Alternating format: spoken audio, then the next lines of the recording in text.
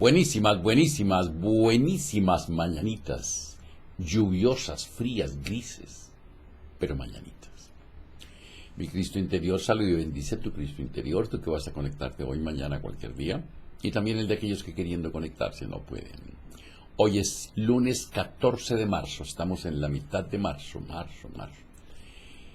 Mañana, de 2016, el programa es el número 1192. Que el espíritu de sabiduría descienda sobre nosotros todos y nos ilumine. A mí para decir lo que debo decir, a ustedes para comprenderlo. Gracias por sus correos, gracias por lo que en ellos expresan, gracias por sus manifestaciones y buenos deseos de bienestar y salud para conmigo. Gracias. La vergüenza y la envidia. ¿Qué es eso? ¿Qué es vergüenza? Envidia casi todos sabemos. La mayoría de nosotros poseemos alguna experiencia de vergüenza en nuestro pasado que no nos agrada compartirla con los demás. La vergüenza ha sido descrita como la emoción secreta o la emoción escondida. Cuando la gente siente vergüenza, generalmente también se siente avergonzada de sentir vergüenza, de modo que no está dispuesta a hablar al respecto y esto recae directamente en su autoestima. La vergüenza es una respuesta a violar las normas de otra persona.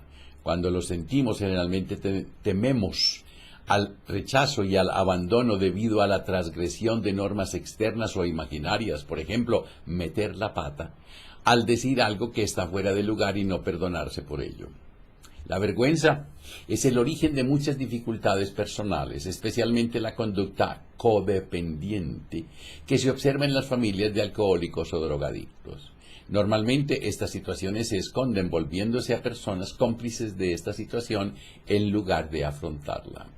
La vergüenza nos alerta que hemos ofendido a otras personas sin quererlo y que si queremos seguir siendo amigos de ellos o de ellas, tal vez tengamos que cambiar nuestra conducta, ya que sus normas son más importantes que las mías y así nos sentimos como personas indignas o incapaces.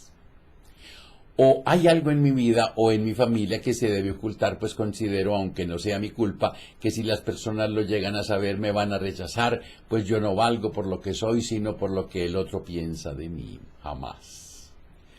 Este problema surge de creer saber lo que el otro piensa sobre nosotros y que muchas veces o la mayoría es falso, ilusorio.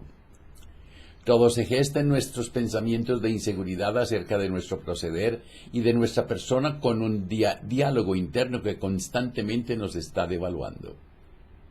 Las experiencias de vergüenza se forman en nuestra mente normalmente viendo a las otras personas imponentes, crecidas de tamaño que nos observan fijamente con desaprobación o con lástima, y así creamos imágenes oscuras y sin movimiento acerca de hechos que sucedieron o que están por suceder. Por otro lado, nos vemos grotescamente feos, pequeños, deformes, mal vestidos o indefensos ante ellas. Esto quiere decir, todos nuestros defectos están expuestos ante los demás, por lo tanto, una recodificación de nuestros pensamientos, junto con el manejo de diálogo interno, puede ser de mucha utilidad para poder pensar con claridad y sin prejuicios. La vergüenza se acaba cuando estás seguro de tus propias normas. No te preocupan las normas de los demás en un plan ecológico. Cuando reconocemos limitaciones en nosotros mismos y en los demás, respetando el mapa de los demás y el nuestro.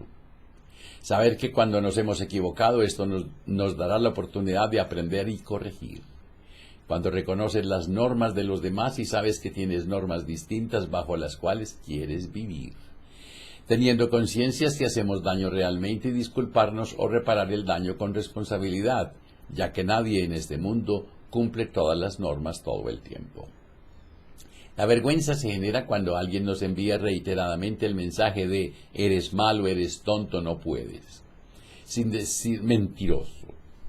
Sin decirnos exactamente qué es lo que no le gustó y generalmente sin darnos una idea clara de qué podríamos hacer en lugar de ello o cómo hacerlo.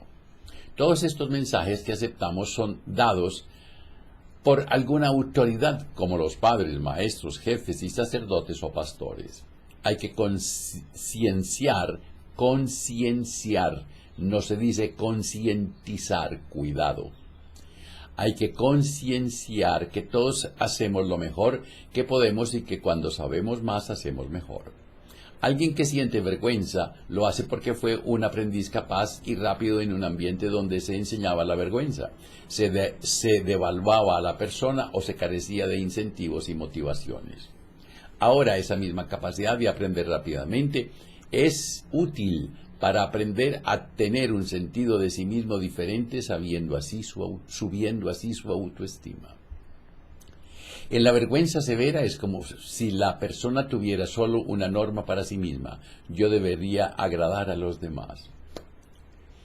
Para transformar, nadie es monedita de oro. Para transformar la vergüenza es esencial reconocer la diferencia entre las normas de alguna otra persona y las nuestras, y ser muy cuidadosos para decidir sobre normas útiles para nosotros mismos. Al hacer esto, estamos construyendo un sentido de sí mismo, o lo que a menudo se llama autoestima o integridad. Así empezamos a existir como individuos. Antes somos una imagen espejo de otras personas y dependientes de ella para nuestro sentido de identidad. El proceso de resolución de la vergüenza. Identifica lo que piensas cuando te sientes avergonzado. ¿Cuándo sientes vergüenza? ¿De qué sientes vergüenza? ¿Cómo es esa imagen? ¿Qué sonidos hay? ¿Cómo son? ¿Cómo es esa sensación?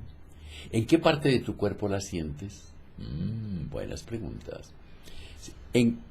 Cerrando los ojos, piensa en una ocasión en que violaste una norma pero no te sentiste avergonzado. Una situación en que la encaraste de una manera que consideras adecuada. Esta se llamará tu experiencia de recurso. Fíjate en las diferencias de codificación entre tus experiencias de vergüenza y la de recursos. Observa muy bien con los ojos cerrados las ubicaciones especiales, el lugar especial en donde piensas en ellas en relación a tu cabeza. Puede ser al frente, al lado, arriba, abajo y a las distancias que hay entre ti y cada una de las situaciones. Fíjate de qué tamaño estás tú, si es que te puedes ver en la escena en referencia a las otras personas o si no te puedes ver. Fíjate si cada experiencia es una película o una imagen fija. Escucha si hay algún sonido en alguna de ellas y cómo es ese sonido. Transforma la experiencia de vergüenza en la de recurso, cambiando la codificación de la primera por la codificación de la segunda. Es importante lograr que todas las personas involucradas, incluyéndote, sean del mismo tamaño. Si es conveniente para ti, pues crear un escudo transparente alrededor tuyo de modo que puedas responder a los demás, pero teniendo al mismo tiempo una sensación de estar protegido. Comprueba sensaciones positivas respirando profundamente. ¿Tienes ahora las mismas sensaciones positivas en ambas experiencias? ¿En qué parte de tu cuerpo las sientes? Evalúa normas. ¿Qué norma violé en la experiencia donde solía tener vergüenza? ¿Esta es una norma que deseo tener para mí o solo es la norma de otra persona? Si no quiero esta norma, ¿cuál es la que quiero para mí? Son preguntas. Ajustando a futuro. Dada la norma que los demás tienen y la norma que deseas para ti, decide cómo quieres actuar y luego imagínate actuando de acuerdo a tus normas en situaciones futuras donde podría surgir la diferencia. ¿Cómo les pareció el tratado de la vergüenza? Y ahora viene la envidia. Lo voy a principiar con un cuento. El cuento tiene por título La ventana. Escúchenlo con atención. Es sutil. Había una vez dos hombres, los dos con enfermedades graves, en la misma pequeña habitación de un gran hospital. A uno de los hombres, como parte de su tratamiento, se le permitía sentarse en la cama durante 1 hora por la tarde, algo relacionado con la extracción de líquido de sus pulmones. Su cama estaba junto a la ventana. El otro hombre debía pasar todo el tiempo acostado boca arriba. Todas las tardes, cuando el hombre que estaba al lado de la ventana se instalaba en su cama para disfrutar de su hora sentado, pasaba el tiempo describiendo lo que veía afuera. Daba la impresión de que la ventana estaba frente a un parque en el que había un lago. En él había patos y cisnes, y los chicos se acercaban para arrojarles pan y hacer navegar sus barquitos. Los enamorados caminaban junto a los árboles tomados de la mano, y había flores y canteros de césped y juegos. Y al fondo, detrás de la hilera de árboles, se veía un espléndido panorama de la ciudad recortada contra el cielo. El hombre, acostado, escuchaba las descripciones que le hacía su compañero sentado, disfrutando de ellas minuto a minuto. Oía que un chico casi se había caído al lago, y lo lindas que estaban las chicas con sus vestidos de verano. Las descripciones de su amigo, en definitiva, le hacían sentir que prácticamente podía ver lo que pasaba afuera. Una tarde, el enfermo, que siempre permanecía acostado, se preguntó, ¿por qué el hombre de la ventana debería tener todo el placer de ver lo que pasaba afuera? ¿Por qué no podía también él tener la misma oportunidad? Se sintió avergonzado. Pero cuando más trataba de no pensar así, más quería el cambio. Haría cualquier cosa. Una noche, mientras miraba al techo, el otro hombre se despertó de repente con tos y ahogo y trató desesperadamente de alcanzar el botón para llamar a la enfermera. Él lo observó en silencio y sin moverse, incluso cuando el sonido de la respiración se detuvo. A la mañana siguiente, la enfermera encontró al hombre muerto y en silencio se llevaron su cadáver. Cuando lo consideró oportuno, el hombre preguntó si no podían cambiarlo a la cama que estaba al lado de la ventana. Lo trasladaron y lo pusieron cómodo. En cuanto se halló solo, con mucha dificultad se incorporó y lentamente se asomó por la ventana. Enfrente, a 2 o máximo 3 metros de la ventana, había una pared blanca. El hombre comenzó a llorar. No podía entender lo que había pasado. La enfermera se presentó en la puerta y le preguntó si podía ayudarle en algo. El hombre le preguntó cómo su compañero podía hacer tan bellos relatos si la pared le impedía ver la realidad. La enfermera se encogió de hombros y al mismo tiempo que caminaba hacia la puerta respondió, «No sé, ¿cómo podré yo saberlo si era ciego?»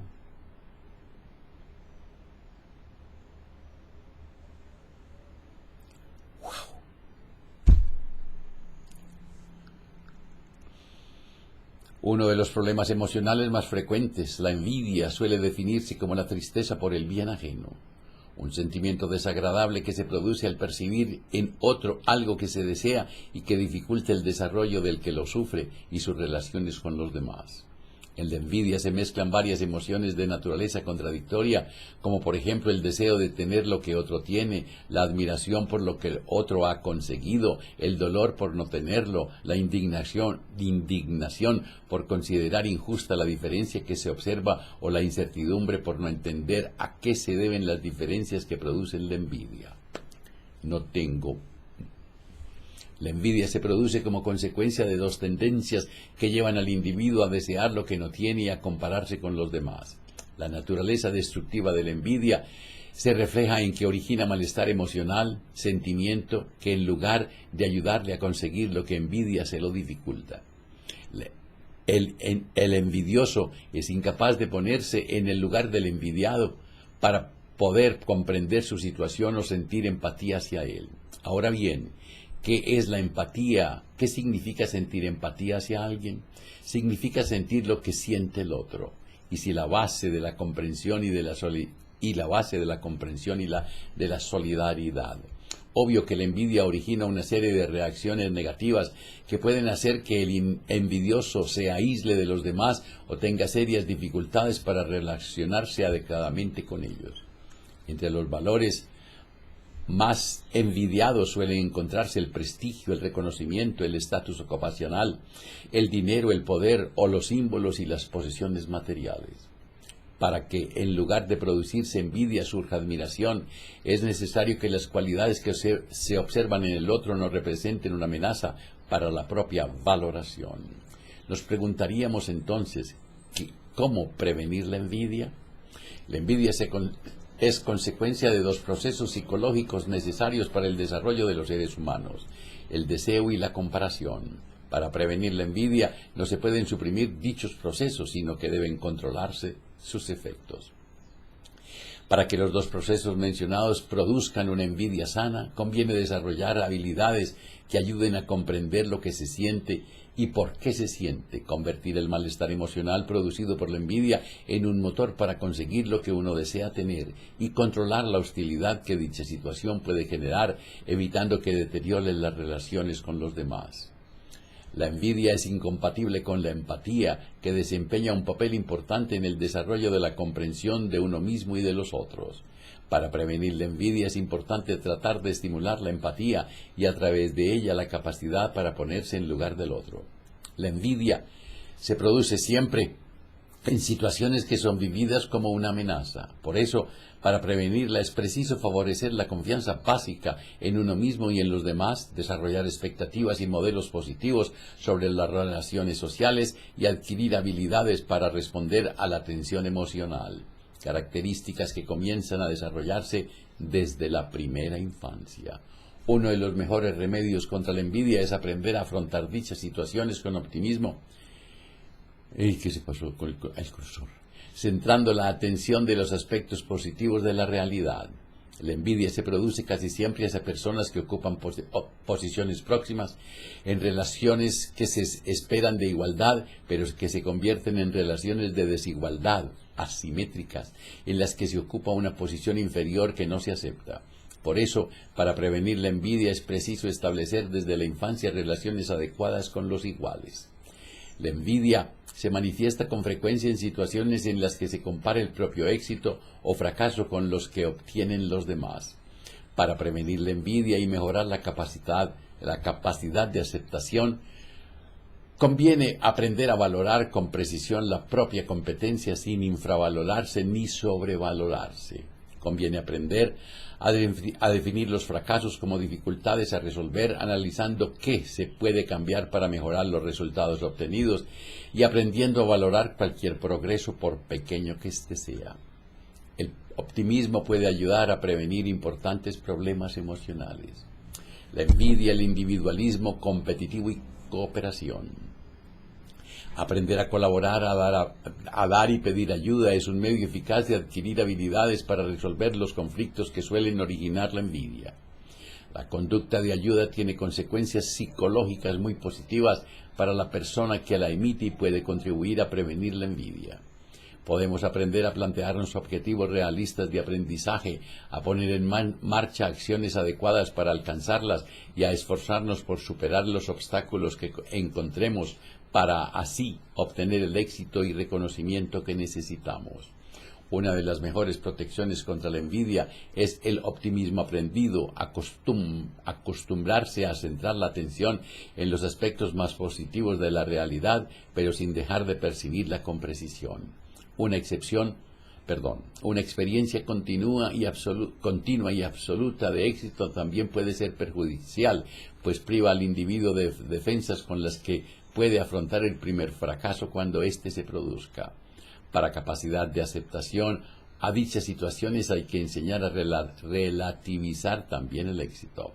Para prevenir la envidia es preciso enseñar dos importantes habilidades: la comparación con uno mismo, que permite adquirir el sentido de progreso personal, y la comparación con múltiples grupos de referencia, pero especialmente con aquellos de rendimiento similar al propio, con los que es posible obtener cualquier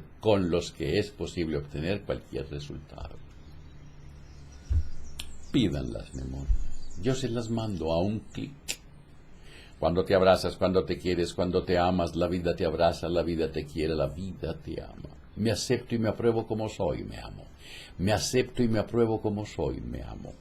Yo soy en cada nuevo día más dulce. Mañana martes, las lecciones del amor. Que la prosperidad, la armonía, la salud, la sabiduría y el amor sean con ustedes y sus familias, conmigo y mi familia.